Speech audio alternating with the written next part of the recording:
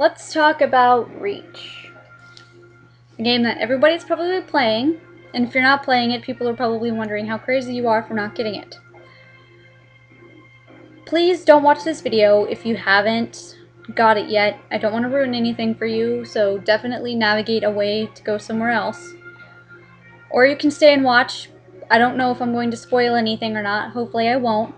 But my first favorite thing about this game so far is definitely the soundtrack. If you've played it, you can hear it playing in the background. I have the title screen brought up on my TV right now. It's a guilty pleasure, but it is definitely one of the best in the Halo series so far. For me, anyways. I mean, Halo 3 had a pretty good one, but this one probably definitely takes the cake. Another thing that I'm really liking is how you can play a female character.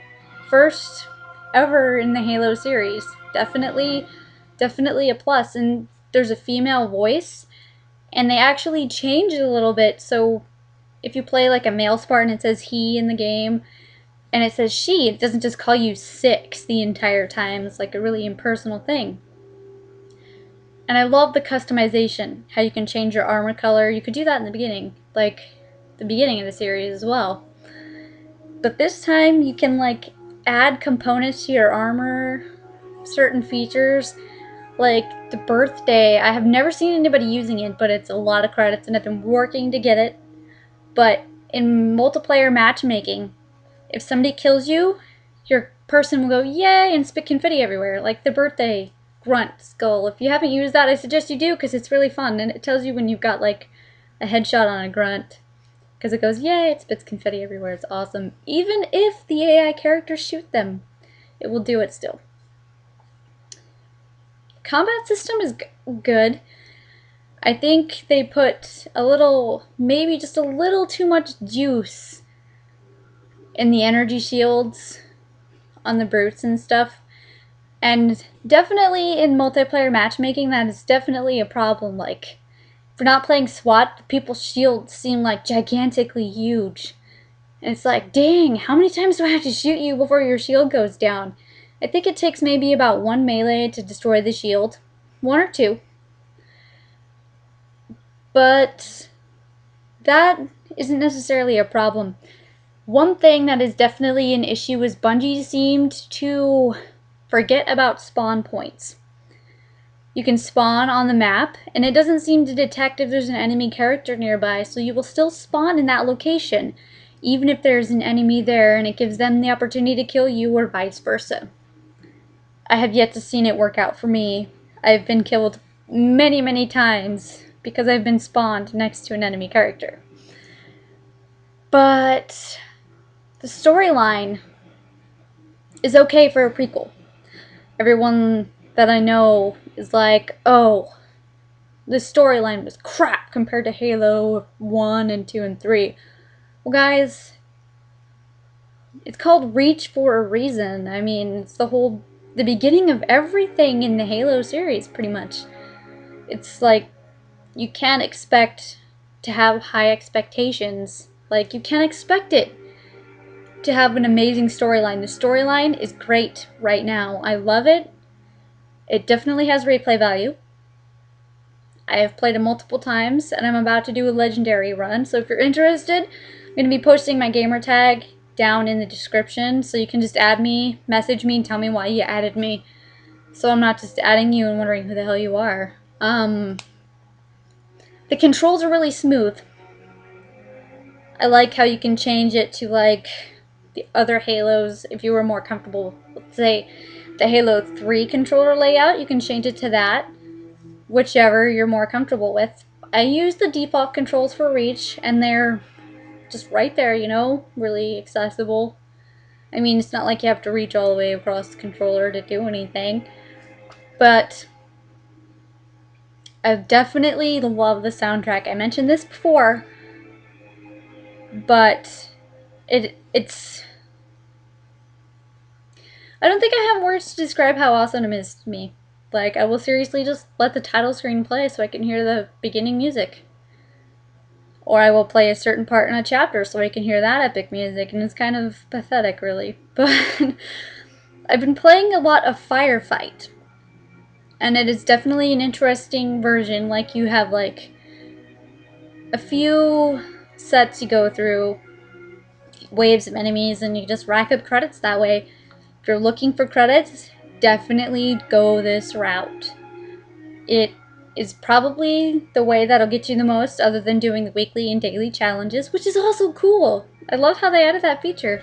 You can just like decide to do the challenge or not. You get, I think the challenge this week is finishing the campaign on heroic. I think that's what it is. I'm not entirely sure. I don't really remember, because I think I finished it a while ago, but you get maybe 5,000 credits for that, plus the other oddly weak daily challenges.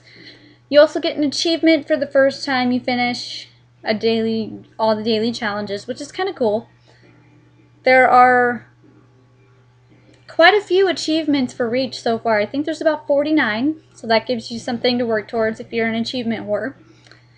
I like how they personalized the psych profile for matchmaking. Like, you can say if you're chatty or not, or if you want to play with these certain people or these certain people, and it will match you to people that have the same or close to the same psych profile as you.